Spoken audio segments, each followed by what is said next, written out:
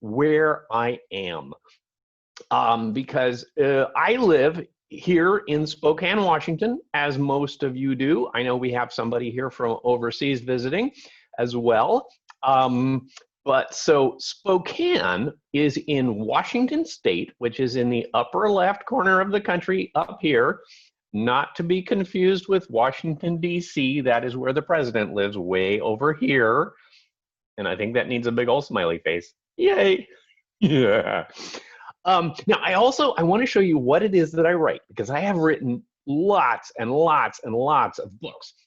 Now, most of my books have been these books of funny poems for kids, right? Books like The Tidy Whitey Spider and The Armpit of Doom and My Cat Knows Karate and stuff like that. Now, not all of my books are poems. I have written some other books as well. For example, I wrote a little picture book, a little storybook called More Bears, and it's like really cute. I even wrote a bedtime book for babies called Kiss Kiss Good Night. Wah! Yeah. Oh, and then, hey, my newest book of all just came out a couple of months ago. It's this one here called Pup and Duck, Let's Play Ball. This is a book for kids who are in kindergarten, who are just beginning to learn how to read. Oh, and by the way, when we're all done, if you want to read some really, really funny stuff, just drop by my website. It's called poetryforkids.com. And when you visit, just be sure to click on this guy right here, because that is where I keep all the funny poems. And there's always at least 100 funny poems right there that you can read. Okay, so now today we are talking about how to be an author. Believe it or not, becoming an author, the only thing you have to do is write. Now, I know that probably sounds really obvious, but here's the thing. Every time you write something, you get better at it, and it gets easier. And if you keep doing it over and over and over and over and over again, eventually you get so good at it that people are like, wow, you wrote that? That's amazing.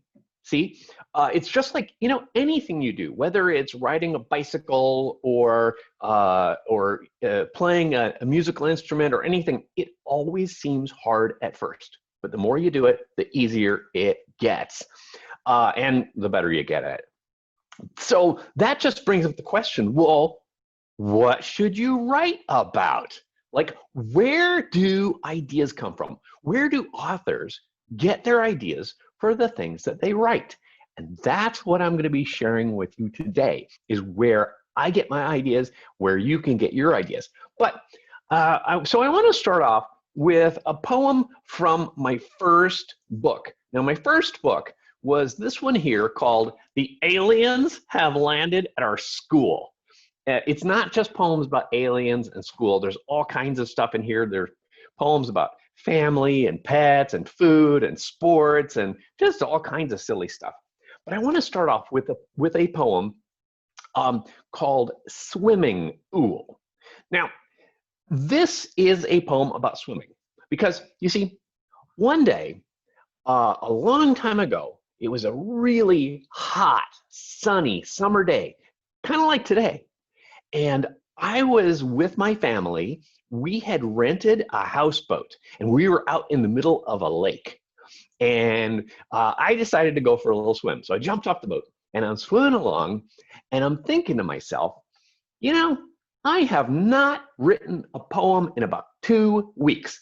I should probably make a poem. What should I make a poem about? I know, swimming. Yeah, so as I swam along, I made up this little poem in my head, and then when I got out, I got back on the boat, I dried off, and I wrote it down right away so I wouldn't forget it. And here we go. This is Swimming Ool, which, by the way, is kind of like swimming pool, but it's swimming ool. Here it is. Swimming in the swimming pool is where I like to be. Wearing underwater goggles so that I can see. Yesterday, Before I swam, I drank a cup of tea. Now our pool is just an ool because I took a pee. I just love that little poem. It's kind of silly. But now, you see, I want to show you something. See, I was not always an author. No, once upon a time, I was just a little kid. Oh, so here's a picture of me when I was about 2 years old. I'm probably lying there in my diaper. That other kid sitting up there, that is my older brother. Oops, excuse me, gotta back up. That is my older brother. His name is Ross. And then that guy in the middle there, that is our father. Now, I'm sure you can see what we are doing in this picture, right? Yeah, we're reading books. And when I was a kid, we read lots and lots and lots of books.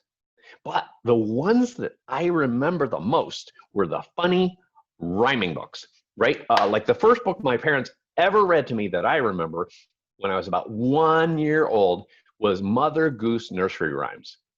And these are all funny, silly, weird little rhyming poems. Now, as I got a little bit older, when I was like 3, 4, 5 years old, they started reading Dr. Seuss, right? Like The Cat in the Hat and Green Eggs and Ham and stuff like that. Oh, and by the way, if you ever want to read my favorite Dr. Seuss book of all time, I must have read this book 100 times when I was a kid. It's one you may have never even seen before. It was called I Had Trouble in Getting to Salisaloo. If you haven't read that book, I recommend next time you're at the library, take a look. I'll bet you they have a copy of it. It's a really fun little read. Now, as I got a little older, something else that we used to do besides just read books was we used to go on a lot of road trips in our car. Okay, so here's another picture. That's me down there at the bottom. That's my older brother, Ross, standing next to me in that really weird looking coat. And then right behind him is my grandma and my little brother, Danny, and my mom, and there's my dad, and there's the car. Yeah. Now, the reason I'm showing you a picture of our car is because when I was a kid, we used to go everywhere in this car. Like, we would go camping, we'd go on picnics, we'd go to the mountains, we'd drive to the beach. We were just always going places in that car.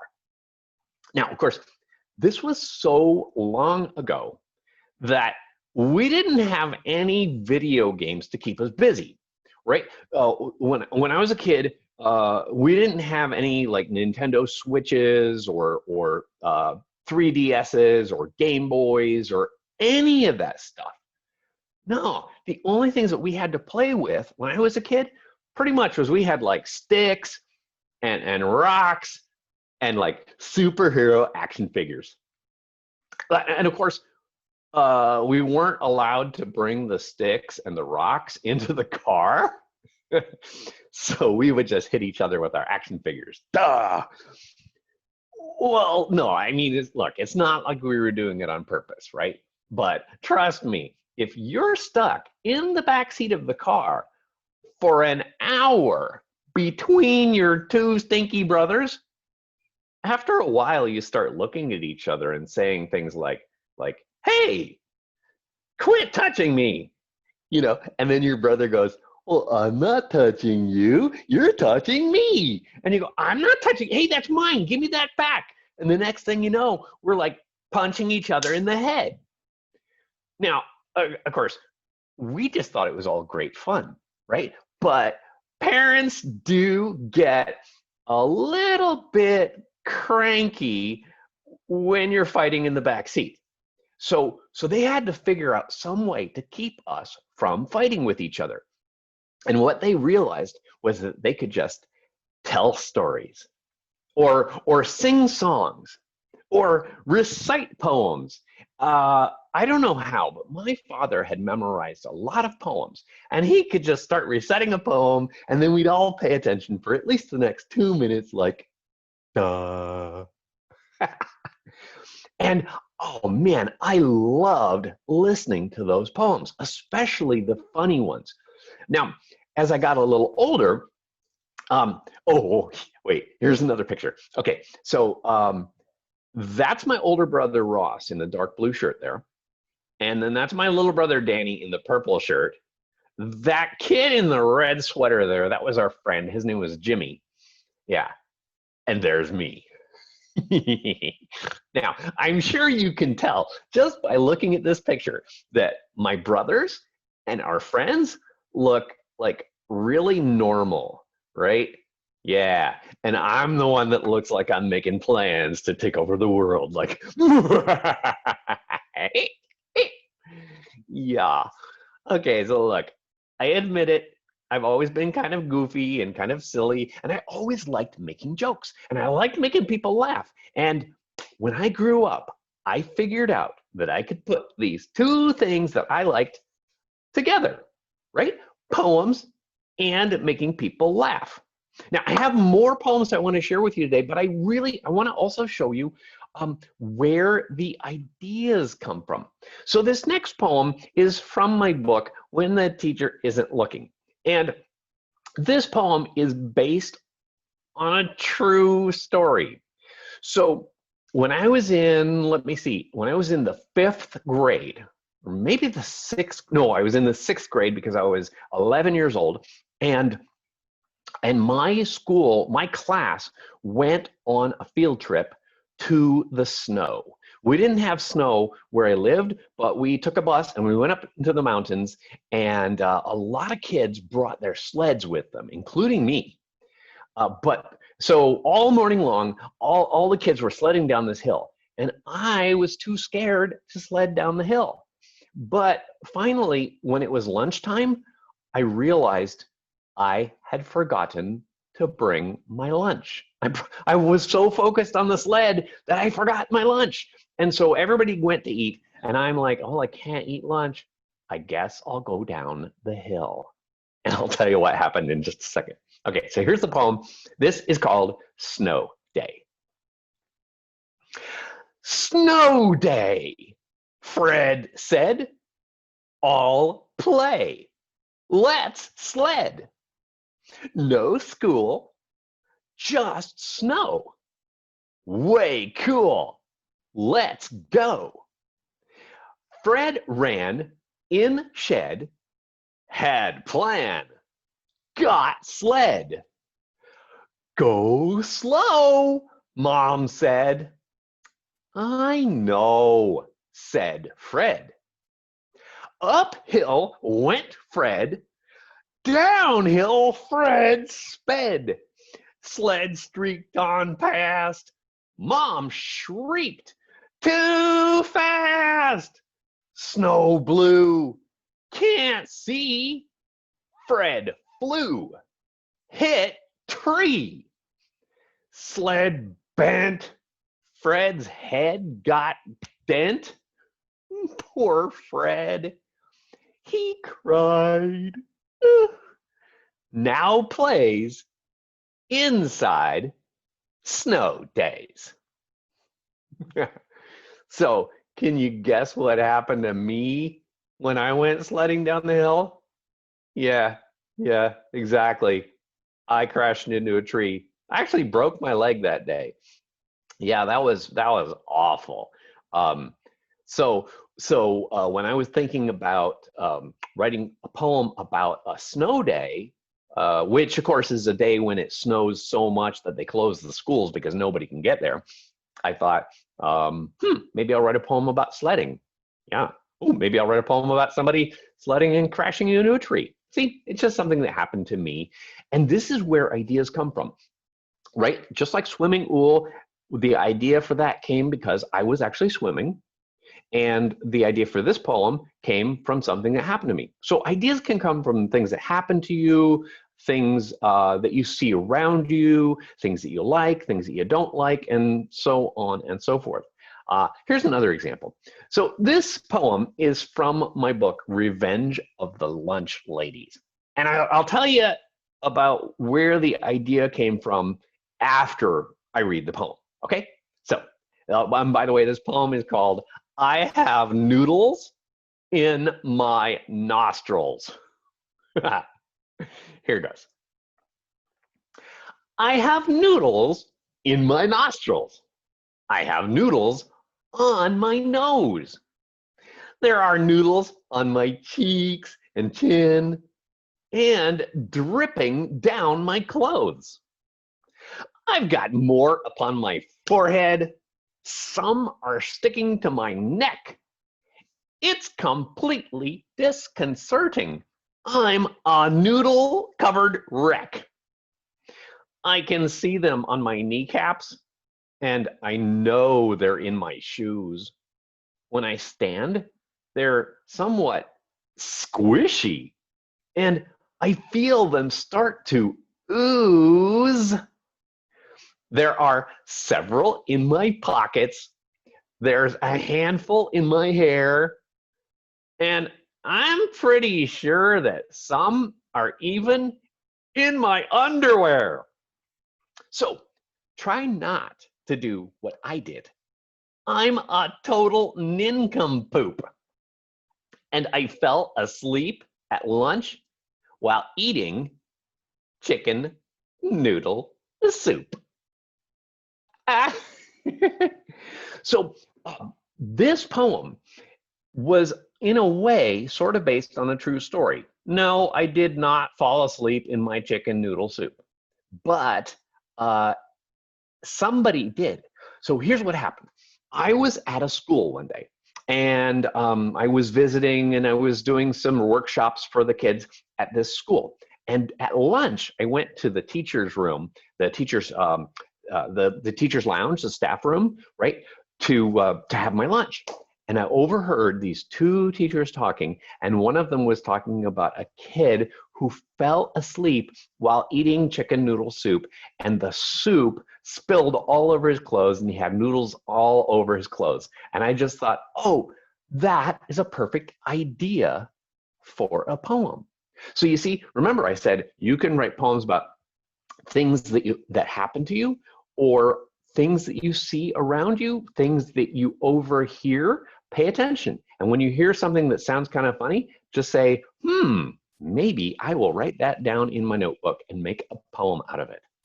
Oh, now, this next one is, this is from a Christmas book that I wrote that was called Santa Got Stuck in the Chimney. Oh, I don't have a copy right here. Oh, well. And the reason I wrote this poem is called Dear Santa, Here's My Christmas List. Now, I don't know about you, but I find every Christmas when I was a kid, there was always something special that I wanted. And I would even tell my parents, what it was, whether it was a record player or whether it was a basketball or whatever it was. There was always something special I wanted for Christmas. And it seemed like I never ended up getting it. So I just thought, well, wouldn't it be really funny if you wrote a Christmas list to Santa and you told him you know what, I probably shouldn't give away the idea. I'll tell you about it after I'm done reading it. So here's the poem. Dear Santa, here's my Christmas list. Dear Santa, here's my Christmas list. I hope you bring it all. I've only asked for gifts my parents can't find at the mall.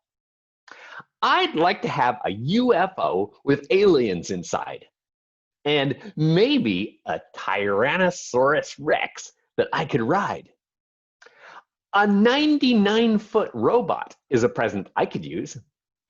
I'll also need a time machine and rocket-powered shoes. Please bring a gentle genie who will grant my every wish. And don't forget a wizard's wand, and yes, a talking fish. Of course, I'll need a unicorn, and won't you please provide a dragon and a castle in the English countryside? Of course, the weight of all these things might cause your sleigh to crash. If that's the case, dear Santa, please feel free to just bring cash. So there was my funny idea was If the only thing you wanted for Christmas was money, one way to get it might be to ask for other things that are far more unreasonable or impossible, like a dinosaur and a unicorn and stuff. Oh, now, by the way, here's something really cool. If you ever need to write a poem, right? Like if you're in school and your teacher says, I want you to write a poem. Now, if the teacher, this is a great place to get an idea. If the teacher says, well, I want you to write a poem about springtime or flowers or Abraham Lincoln or something like that, well, then I can't really help you. But if your teacher ever tells you that she wants you to write a poem, and it can be about anything you want, try this. Write what's called the I can't write a poem, right? You just start it with like you say something like, I can't write a poem. I think it's really hard. I'd rather go play Minecraft or football in the yard, right? And then you just kind of keep going like that. And the next thing you know, you got a whole poem. So you started off with, I can't write a poem. I don't want to write a poem. I hate writing poems. I don't like writing poems. Or what I did is I wrote one and I just called it, I have to write a poem. And it goes like this. I have to write a poem, but I really don't know how. So maybe I'll just make a rhyme with something dumb like cow. Okay, I'll write about a cow. But that's so commonplace.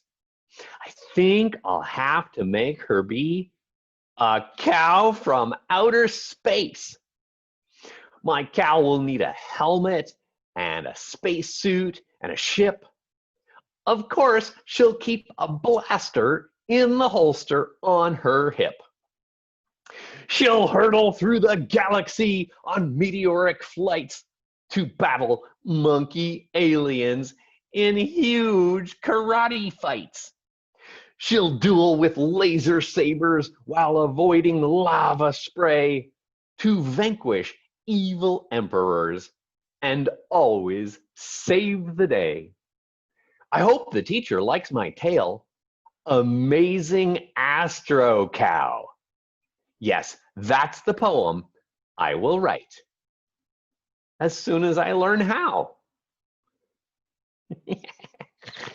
Yeah, so you know what? I think you should try that. See if you can write a poem that's an I can't write a poem. Pretty easy. Okay. Oh, hey, this next one. I'm gonna tell you about where the idea came from after I read the poem. Okay. So this poem is from my book, My Hippo Has the Hiccups. And by the way, I just want to show you. This is one of my favorite books of mine. It is not only is it my only book that comes with an audio CD inside the front cover so that you can play frisbee with your dog, but it's also like one of my thickest, heaviest, hardest books. Yeah. So this book makes like a really excellent weapon for whacking your brother in the head when he's bugging you. Yeah. I'm kidding. Do not hit your brother with this book. No, have some common sense. Use your dictionary. Anyways, so this poem is called My Puppy Punched Me in the Eye. Here it is. My puppy punched me in the eye. My rabbit whacked my ear. My ferret gave a frightful cry and roundhouse kicked my rear. My lizard flipped me upside down. My kitten kicked my head. My hamster slammed me to the ground and left me nearly dead. So, my advice, avoid regrets. No matter what you do, don't ever let your family pets take lessons in Kung Fu. Oh, yeah, okay. So I told you at the beginning that I was going to tell you at the end where the idea for that poem came from. So this poem is based on my actual dog. You know, here's the thing. A lot of kids ask me, they'll ask me whether or not any of my poems are actually true. They say, like, did any of this stuff really happen to you? And of course I tell them, well, no, I mean, this is fiction, right? Meaning I just made it up. But most of my poems are based on something real. Now, this poem was based on my actual dog. Here's a picture of my dog. His name is Jesse. I know, and he is like so ugly that he's cute. He's like an old man with a really huge head. But here's the thing. His favorite thing to do in the whole world is to jump on people. Like anybody that comes to our house, when they walk in the door, he is right there going, "Wah, wah, wah, wah, wah, wah, wah." And I don't know if he thinks he's protecting the house or if he just wants to play. I don't know. But anyway, one day I was watching this and I just thought, man, wouldn't it be funny if he like took karate lessons? Then he could totally knock them out, like wah poof. And that's where that came from. Since I shared one that was based on my dog, I'm going to share one that was based on my cats, because I do have I have two cats, in fact. I'll show you a picture in a second. But this next poem is called My Parents Sent Me to the Store. I don't know if your parents ever send you to the store, but beginning when I was about 5 years old, my parents would send me to the store. They'd give me $1, and they would send me to the store that was 2 blocks away, and they would tell me to buy a loaf of bread and a half a gallon of milk. That was a long time ago. So back then you could get a loaf of bread and a half a gallon of milk for $1. Well, I thought it'd be funny if somebody went to the store and came home with something else. Here it is. My parents sent me to the store to buy a loaf of bread. I came home with a puppy and a parakeet instead. I came home with a guinea pig, a hamster, and a cat, a turtle, and a lizard, and a friendly little rat. I also had a monkey and a mongoose and a mouse. Those animals went crazy when I brought them in the house. They barked and yelped and hissed and chased my family out the door. My parents never let me do the shopping anymore. So yeah, see, this poem was based on sort of on my cats, because remember I said I have a dog. I have 2 cats. Here's a picture of my cats. Their names are Reed and Thomas. Reed is the white one and Thomas is the orange one. I would have named them Reed and Wright, except Thomas was really old when I got him and he already had that name and I didn't feel it was fair to change his name. But yeah, and so we've always had a lot of pets. We have had pet goldfish and pet mice and dogs and cats and rabbit and all kinds of pets. And I love having pets. And so I just thought, well, what would happen if my parents sent me to the store for a loaf of bread and a half a gallon of milk, and instead I came home with puppies and kittens and turtles and lizards and mice and, yeah, and there it is. Okay, I have just a couple of last poems for you. Now, this next one is a poem about this time of year. It is about summertime when you are not in school, and it is called I Didn't Go Camping. And I'll tell you about the idea for this after I read the poem. So here is I Didn't Go Camping from my book, The Biggest Burp Ever. I didn't go camping. I didn't go hiking. I didn't go fishing. I didn't go biking. I didn't go play on the slides at the park. I didn't watch shooting stars way after dark. I didn't play baseball or soccer outside. I didn't go on an amusement park ride. I didn't throw frisbees.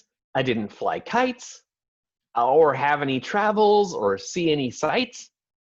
I didn't watch movies with blockbuster crowds or lay on the front lawn and look at the clouds. I didn't go swimming at pools or beaches or visit an orchard and pick a few peaches. I didn't become a guitarist or drummer. But boy, I played plenty of Minecraft this summer. Yeah, because the reason I wrote this poem is because when my kids were younger, they used to play so much Minecraft. They would sit and they would just dig and build and run and fight and stuff on the computer for like hours until I made them stop. And we would say, like my wife and I would say, hey, kids, go outside and play. It's a beautiful day out there. And they'd say, oh, no, I can't. I'm busy, fighting off skeletons and zombies and creepers and stuff. And yeah, and so they pretty much spent an entire summer doing almost nothing but playing Minecraft. And I just thought, oh, that's a really funny idea. If you spent the whole summer playing Minecraft and you didn't even take a moment to go swimming at the pool or do anything like that. That's where ideas come from. Okay, last poem. Last poem today is from my book, My Cat Knows Karate, and this is called Not So Fast Food. And I'll tell you about the idea when I'm done reading it. Here goes. Burgers, pizzas, chicken wings, tacos, French fries, onion rings, ice cream, donuts, cookies, cakes, sodas, chips, and chocolate shakes. These are things I like to munch. Breakfast, dinner, snack, and lunch. Every meal I eat includes more and more and more fast foods. Yet with every meal I eat, I grow slower on my feet. That is why I want to know, why does fast food make me slow? I just love that idea because I was thinking about, I heard this term a while back. The term was slow food. And I thought, well, what's slow food? And then I realized, well, that's food that, it's healthy, it takes a long time to cook, it's not just like burgers and fries and Cokes, right? It's supposed to be healthier, but they call it slow. And yet if you eat a lot of fast food, it's not so healthy, so it might slow you down. So slow food makes you fast and fast food makes you slow. And I'm like, hey, that's a good idea for a poem. Now I just need to come up with a bunch of foods that rhyme with each other, like chicken wings and onion rings and chocolate shakes and cookies, cakes, and stuff like that. Yeah, so there you go. So that is how you too can become an author, is look around and just say, what should I write about today?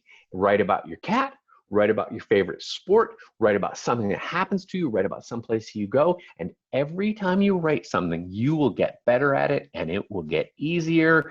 And if you just keep doing it every day, every day, every day, eventually you'll be so good that people will want to publish your books and you will be an author too. Now let me just check and see how we're doing. Perfect, we are right on time. So I want to take a little bit of time now so that if anyone here has any questions they want to ask, don't turn on your microphone or your camera, but if you have a question, something you want to know about poems or writing or authors or books or stories or rhyming or me or anything like that, go ahead and type your questions in the chat box and I will try to answer as many questions as I possibly can.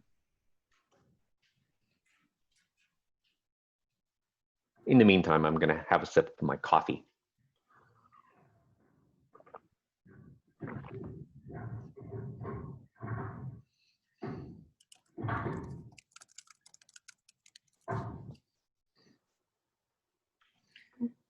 I have a question.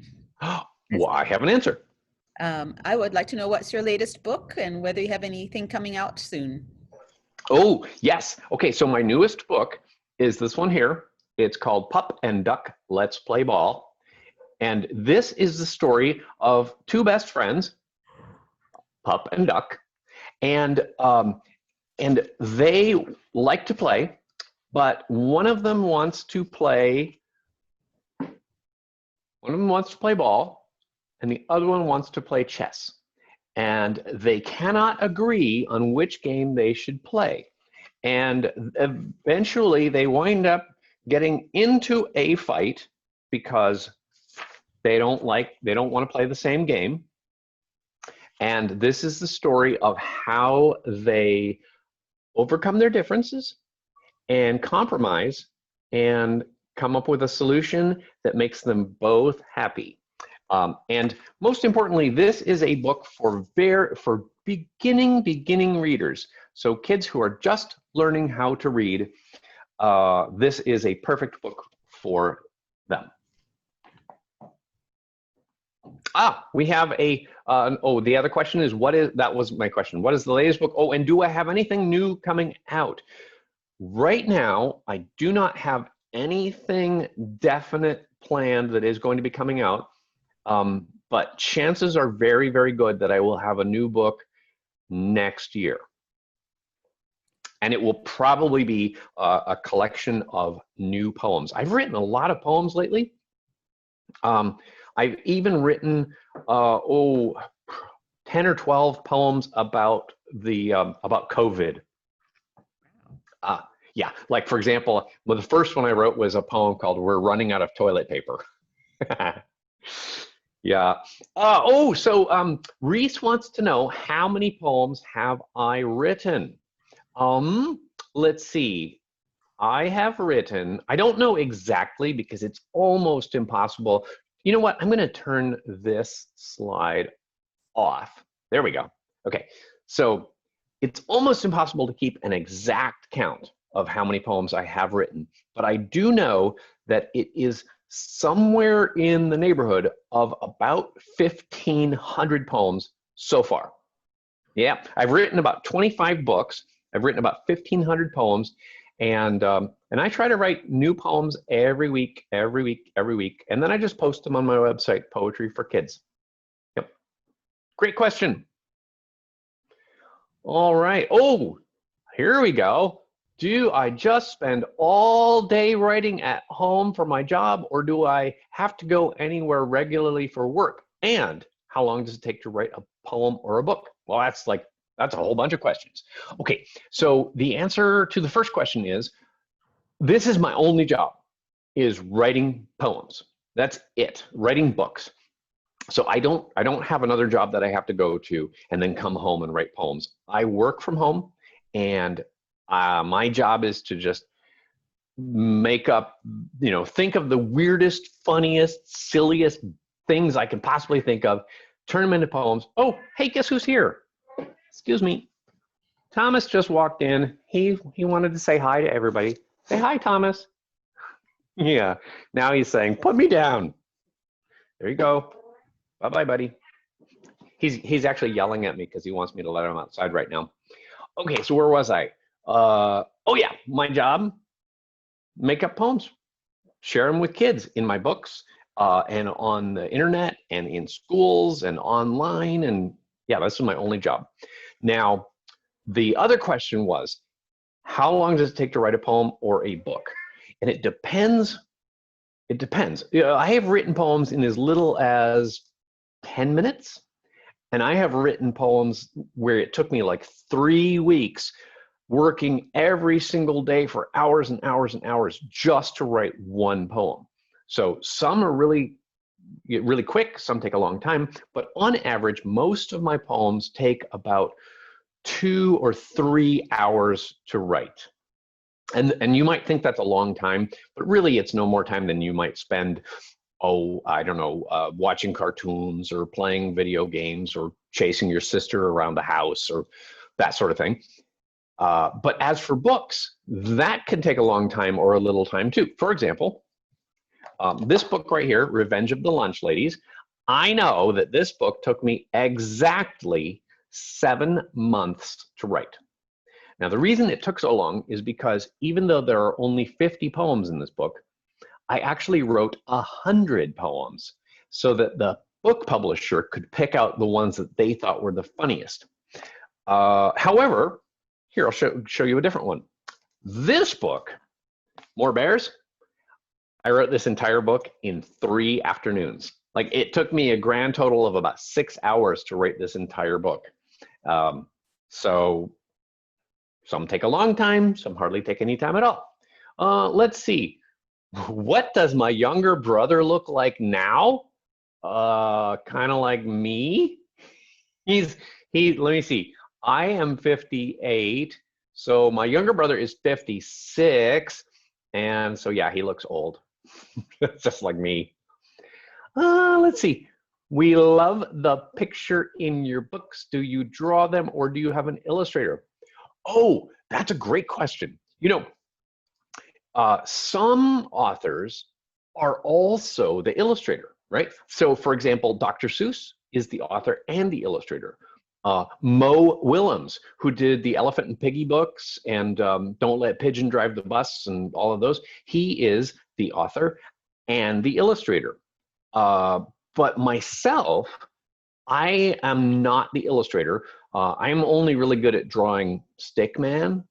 So, you know, I'm afraid if I drew the pictures, nobody would want to buy my books because they wouldn't look that great. So I just write the stories, I write the poems, and then I let the publisher, that's the company that makes the book, I let them choose the illustrator.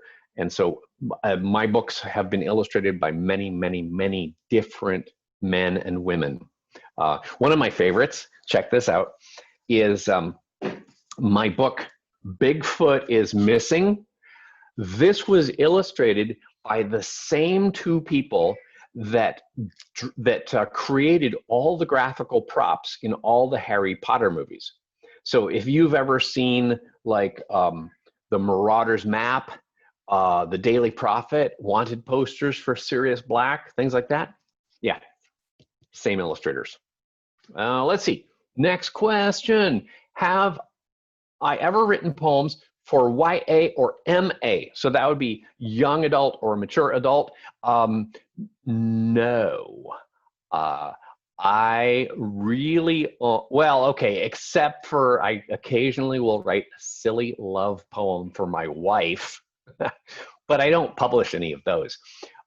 So the only poems I publish or put on my website are funny poems for kids, not for middle schoolers, not for high schoolers, not for grown-ups, just for kids.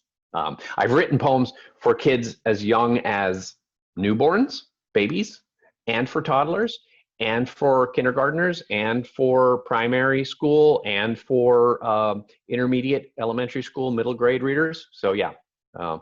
Oh, let's see. Ooh, wow, the questions are coming in fast. Let's see. When did I start to write poems? Oh, good question. You know, I wish I could tell you that I wrote my first poem when I was 7 or 9 or 12 or something like that. But when I was a kid, I loved reading poems. I loved listening to poems, but I didn't know that you could make your own poems too. So I didn't even try to write a poem until I was 32 years old. Yeah, and that, by the way, was 26 years ago. That was in the year 1994. So if you add 32 plus 26, you will figure out that I am 58 million years old. Yeah. Let's see. How many times do I revise and edit my writing before I'm done? How do you know when you're done and ready to publish? And do you ever get frustrated with the writing process? Okay, that's a lot of questions again. I don't keep an exact count of how many times I revise or edit something. I just revise and revise and revise and revise and revise until I can't find anything that I can change that will make it better, right? So that I never stop at a first draft. I always go at least to a second or a third draft, but sometimes I might even go to a 10th draft. Take a look at this. This book right here called Believe It or Not, My Brother Has a Monster. This started off as a book called My Brother Brought a Puppy Home. And I wound up rewriting this entire book like 10 different times. And the way you know when you're done is you just can't find anything that you can change that will make it better. That's it. Do I ever get frustrated with the writing process? Nah. Sometimes I get stuck. If I get stuck on something, what I'll do is, like, say if I'm writing a poem and I'm right smack in the middle of it and I get stuck and I don't know what to say, I'll skip over that part and I'll go write maybe the ending, right?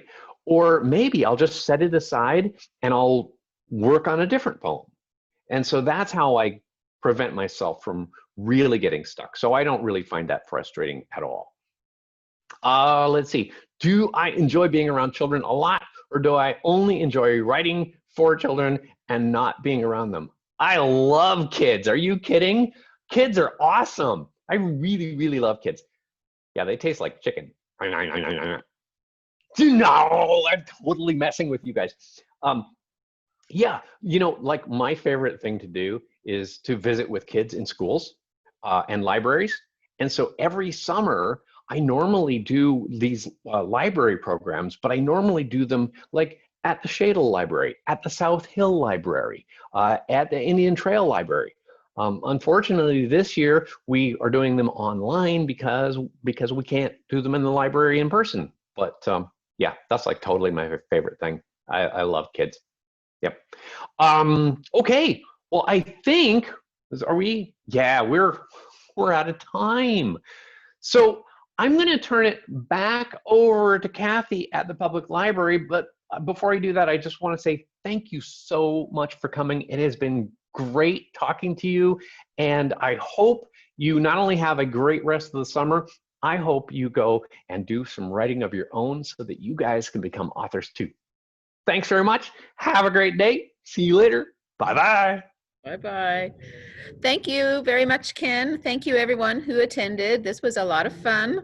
And I want to encourage you, if you would like to, on Thursday at 11, Ken is doing another event for us that has to do with actually working on writing together. And so if you would like to practice writing and get some ideas and tips from Ken, register for that event as well. It's going to be run the same way. So go to SpokaneLibrary.org and find the calendar and just browse down till you find Ken's event and register. You need to register by about noon on Wednesday, the day before. Thank you, everybody. I just want to point out one thing, that program was supposed to be for grades 3 through 6, but it did get posted for kindergarten through 6. So that's okay. We'll see who shows up, and we will write at the level for your age and your grade level. Okay. Thanks for your flexibility, Ken. All right, No worries. everybody. Have a great day, and we'll see you later. Bye-bye.